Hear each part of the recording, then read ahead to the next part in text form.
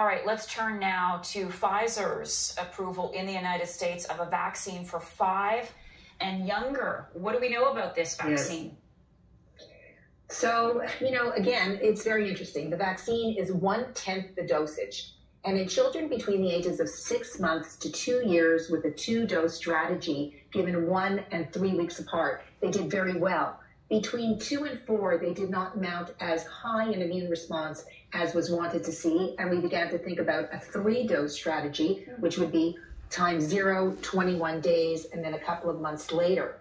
And, there was a suspension of let's get more data. But we're recognizing that even with the 2 doses across that spectrum, it really blunts the severity of disease. And we've seen increases in hospitalizations in ICU in children under the age of 5. So I think there's a great momentum to get the vaccine out there, recognizing that with a 2-dose series, it will certainly blunt the severity. It may not spread the transmission. We may need to amend the protocol to a 3-dose protocol. But I think there's a great urgency to try and want to get vaccines out to children between the ages of 6 months and 5 years. But at the same time, Marla, if the Omicron wave is peaking, I think a lot of people are going to say, well, maybe we don't need to vaccinate children 5 and under. We don't need to do that for our kids.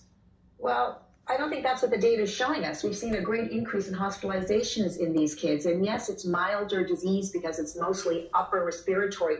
But don't let that word mild fool you. When you have so many in the population who are impacted, you do see those who don't do as well. So blunting the disease, attenuating the severity of the disease, I think is something that's wanted across the spectrum of age from 6 months all the way upwards. And I think that the 2-dose series does offer that, and it may be that the 3-dose series actually prevents the transmission as we saw in adults. So recognizing that this ultimately may be a 3-dose series even in children under the age of 5. We'll have to wait and see what the data shows.